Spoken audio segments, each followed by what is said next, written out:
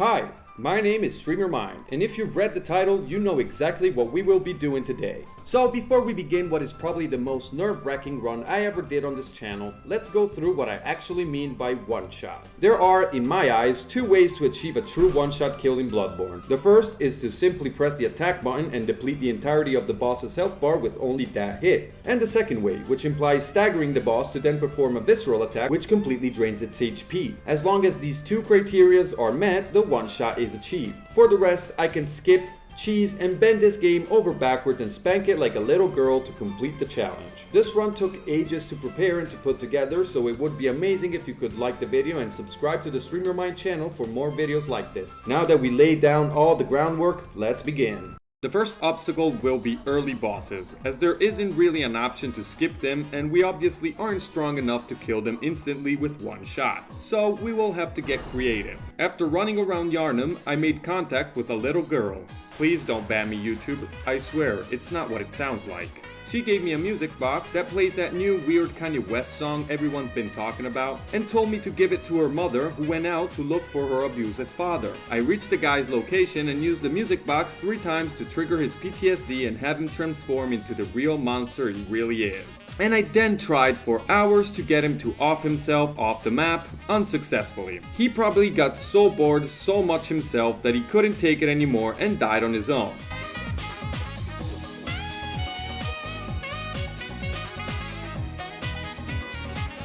Don't know exactly what happened there, but I'll take it. Now that we had Papa Jones out of the picture, it was time to move on. Now this next boss is quite tricky, as the cheese tactic is based mostly on luck and RNG. But it's essential for the success of the run, as killing her gives us access to the chalices. So our favorite crackhead needs to go. Stand on this pile right here and bait her leaping attack. Roll to the side, because I noticed that if you roll in this direction, it's more probable that the beast will clip through the jars and fall off the map more consistently. Is it actually true? Well, who knows, but it did work twice in a row for me. Also, I'm a YouTuber, so it must be true. Yes, very good. Now that BSB fell into another dimension, the actual run can finally begin. The first thing we will have to do is to acquire a weapon and upgrade it to +10. When I mean one-shot all bosses, I'm obviously talking about the main bosses of the main story, so chalice bosses aren't counted for this run. I want to thank the fellow YouTuber Frogmouth, as his how to one-shot Bloodborne video was extremely helpful in figuring out the right chalices and glyphs. Obviously the Cum Dungeon is a must, as it will take away hours of farming for levels and resources, and after I finished leveling up my strength and vigor, I returned to Old Yharnam to say hello to Jura. Needless to say, he was so happy to see me. I obtained the Powder Keg Hunter badge and bought the Stake Driver for 8,000 echoes. I used the blood shards found around the level to upgrade my weapon to +3 and used my insight to buy Jura's set, which increases our beasthood, which we will get into more depth later. I got back to Yharnam, where I lost yet another bar fight and was kidnapped to Brazil. Here you can find 3 twin shards and also farm the jailers for more. Alternatively, you can go to Hemwick to pick up the ones found there. Anyways, I farmed the jailers until I had enough twin shards for +6. Then I went on to beat the first layer boss and the watchers in the second layer of the first chalice dungeon for the route to Meru Chalice. Next, we will be needing blood chunks. So I searched through this glyph, which is a reverse depth chalice, meaning enemies are layer 1 difficulty but drop level 5 loot. In this particular dungeon, the first boss is a boar which drops blood chunks. Redo the chalice every time for infinite chunks. Once I obtained the 16 chunks needed, I upgraded to +9 the Stake Driver. Now for +10. Search this glyph and enter the first bonus area in layer 1 and you'll find the blood rock in a chest guarded by a brain sucker. And just like that, we now have a +10 weapon before Amelia. But the damage isn't nearly close to what we need it to be. So I searched this glyph and entered the first layer of the first dungeon, where I bought all of the root chalices from this messenger's bath. I bought all of them for good measure. I then searched this glyph. Make sure you beef up yourself before going for the boss, because this guy is no joke. So I entered this glyph you see right here and farmed the watcher guarding the lever for some level 5 gems to buff up my damage. Time for revenge. And luckily this guy is easily parable.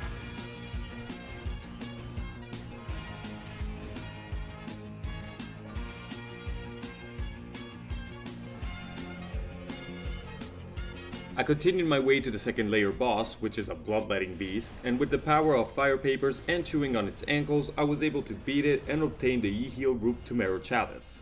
Through this particular chalice, we will have to make an FRC chalice. FRC stands for Fetid, Rotted, and Cursed, which are extremely helpful type of chalices for farming gems. Unfortunately, we have some farming to do as we will need to gather some materials before we can actually make it. The materials are the ones you see now on screen. If you search these glyphs and explore them thoroughly, I'll promise you'll find all the materials you'll need. Other materials can be acquired in this dungeon, where we can also obtain the plus 100 beast rune. You can find it in the second layer of the dungeon, but remember to bring some cocktails as the first layer boss here is a blood-starved beast. Then I proceeded to pick up the plus 20 version found at the bottom of the Healing Church workshop tower. Once I was done picking up all the trash like a hobo, I could finally make the chalice. That would allow me to go use this glyph to enter the dungeon where we'll be able to find the poor men gems we need. Jesus, even Miyazaki knows I'm broke. Subscribe to my OnlyFans! These types of gems are the equivalent of the red tearstone rings from the Dark Souls series. They give you a buff to your damage when you're at low health, with the key difference that in Bloodborne you can have 3 equipped at the same time that stack onto each other. They also give you some sort of drawback like doing less X amount of damage against Y type of enemies and stuff like that. The ones crucial for this run are farmed in the second layer structure, but for now the ones dropped by the bosses on the way to get there will do. So my setup was 36% and 33% boost from radials and a 29% boost from the triangles. Again, these aren't the most ideal as I said, but they will do for the next couple of bosses. Our next target are the witches, and the strat is pretty simple. Lower your health making blood bullets, eat a beast blood pellet right before charging your attack. Once the first witch is down, make sure to replenish your beast meter by attacking the shadows, and then let the rest of the magic happen. I proceeded to pick up the Rune Hunter tool so I could equip the 2 beast runes we acquired earlier, and I got the beast claw from layer 1 of a chalice found through this glyph on screen, only to break it into pieces. Let's talk about Beasthood now. So what exactly is Beasthood and why did I break my weapon in billions and billions of pieces? Well, to make things short, Beasthood is a stat that can be achieved when transformed. Transformation status can be obtained either by consuming a beast blood pellet, like we did earlier against the witches, but that unfortunately only lasts a minute before it expires. Or you can use the transformed version of a beast claw, which doesn't run out and isn't tied to a consumable. With 300 or more in Beasthood, you can get a 70% increase in physical damage, with the shortcoming of lowering your defense. This is why we got Jura's set and the beast runes earlier, because both increase Beasthood, which means we can maintain this damage increase for much longer, as the meter is much bigger. I hope I was somewhat clear on what this obscure stat is. If not, a lot of YouTubers explain it far better than I did. This ties in with breaking the beast claws so that we do as little damage possible so we can increase our meter without one-shotting enemies. Time for the cleric beast to meet God, even though Beasthood here isn't really necessary for this fight.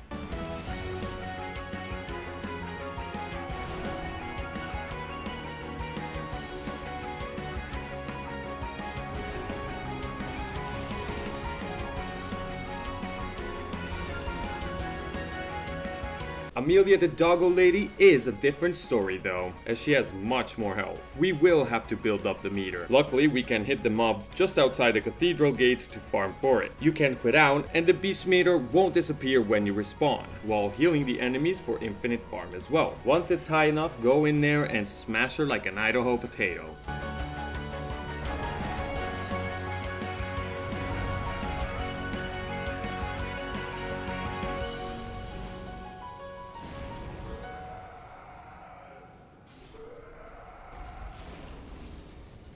Yeah, you can actually kill her with the transformed heavy R2 attack only by getting the plus 50 beast rune in the forest, but I couldn't get the cookie skip as my controller is, let's say, broken. But as I said, getting a visceral still counts, so nothing bad here, everything is regular. Go on with the montage.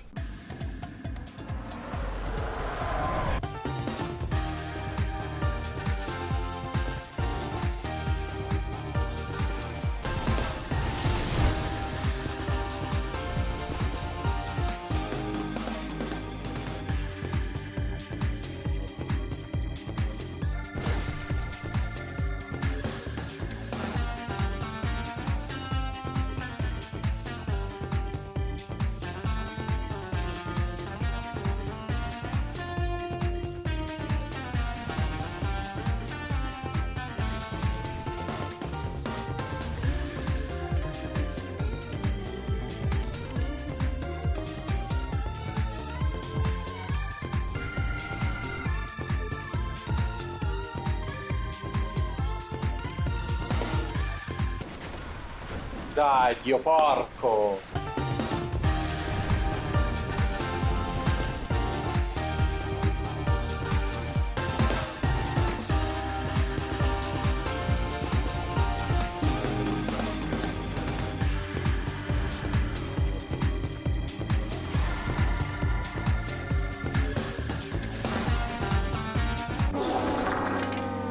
Well, for DLC bosses, we will mostly have to rely on visceral attacks. So the first thing to do was to acquire the Claw Runes. The 20% version can be obtained in Yharnam by killing Poor Dildo, the 10% version by killing the Beast Claw NPC in Yahar Ghul, which I thoroughly enjoyed as I do hate that guy, and by using this glyph we can find the 30% version sitting in a chest in layer 1. Okay, let's see if this is enough to take down the Horse Lover.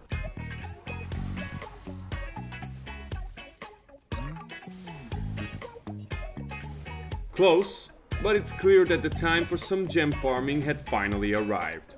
Great, I love farming so much. So go back in the Poor Man's Gem dungeon in the second layer and farm these ghosts for the so-called perfect version of the Poor Man's Gems, where we get 12% damage increase with an additional 27% as a secondary effect, plus a random drawback. Make sure to equip any version of the Eye Rune to make this a bit more feasible, and for the triangular version I searched this glyph and farmed the ghost on layer 1 again, and honestly it didn't even take that long.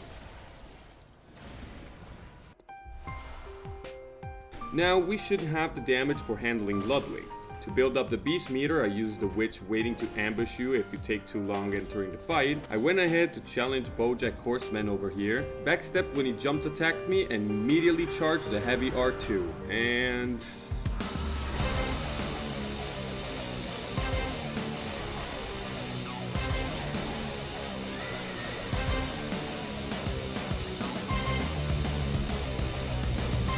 after taking out the monster with the most British teeth ever, I continued talking to Braider to further up his questline. Got the eye pendant from Lawrence, who was still recovering from Diddy's last freak-off party, and reached my siblings, the Living Failures. Now this boss has one health bar and multiple enemies sharing that health bar. Since I couldn't find a way to kill them all together, I decided that one-shotting each one would be a fine solution. So I did just that. Beasthood isn't even needed. Just spawn kill this guy every time he gets up and the fight will be over sooner than you think.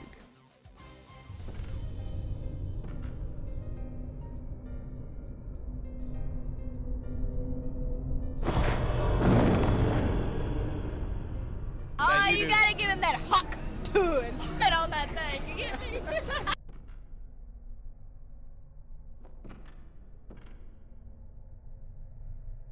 Conosco benissimo il richiamo irresistibile dei segreti. Solo una morte onorevole potrebbe curarti. Dalla tua curiosità. Oh please Maria, step on me.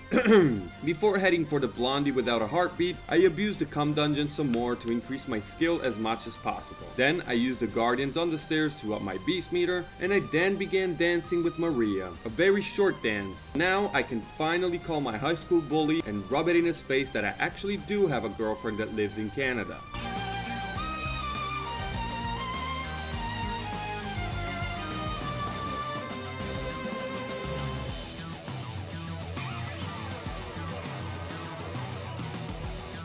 Now for Orphan. And here I want to thank the Soulstuber Baron's Castle, who made a fantastic video on how to one-shot the screaming baby himself. But we need to set up first. First thing, we'll need Lawrence dead.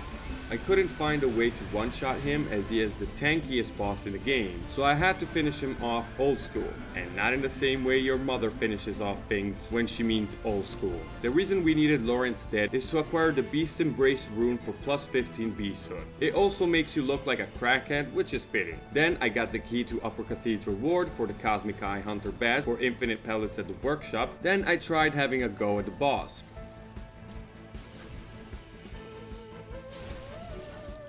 But even though it wasn't as bad as anticipated, it was still not enough damage.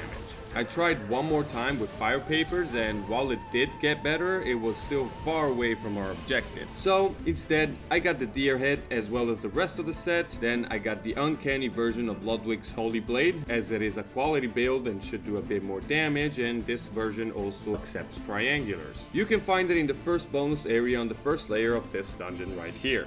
Got another blood rock to upgrade my new weapon to plus 10, and it was time for the moment of truth.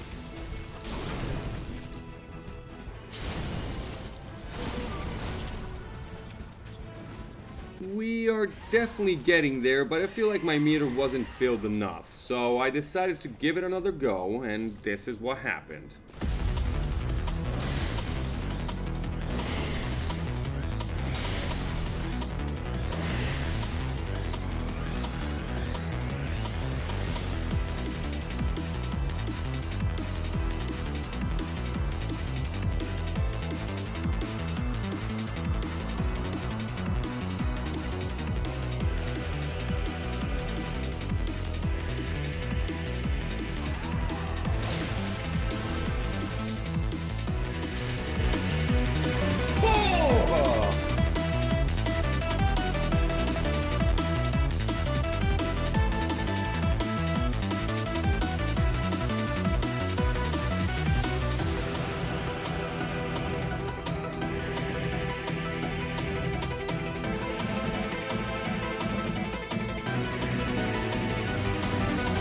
Now that the DLC was done, I could witness the moon cosplaying as my butthole after eating Indian food. To deal with the one returd, I farmed the witches for beasthood, placed myself on this leverage, and as soon as the boss got erected, wink wink, I charged the transformed R2 and enjoyed the fireworks. For some reason, the attack hits twice, one-shotting the poor bastard. Next up, we have everyone's favorite runner, Mikolash. And since he is factually impossible to one-shot, I decided to settle on a one-shot each phase kind of strategy. I used the mannequins to farm and used the charge attack as soon as he spawned his snakes. Then I just followed him around and took a dump on his stupid head. Murgo is another one of those bosses that can't be one-shot, as you can't get any type of visceral in, nor you can deal enough damage to one-shot her in any other way. So I just slashed her ass back to Minas Morgul, factually failing the run. So I took my frustration out on the poor giant smurfs in Upper Cathedral Ward. Now the last obstacle was going to be Gehrman, and since we can't really farm for beasthood in the workshop as it resets every time we respawn here, I used the messenger's bath to buy 50 beast blood pellets to increase the bar, used a couple of R2s on the doll, and went on to face Grandpa.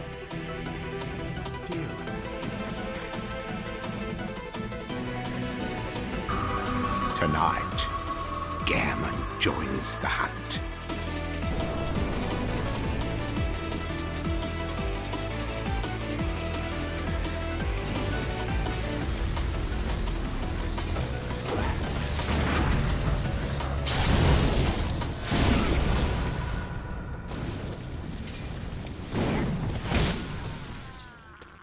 So it turns out that one of my poor man's gems had a detraction of 7.6% on physical damage, which I failed to realize for several hours because my parents did put a lot of points into my intelligence before switching for one of the lower tier gems that I found that would overall do more damage. I also upgraded a repeater to plus 10 to increase the damage made by the bullet, and finally, let's see if we can beat the game.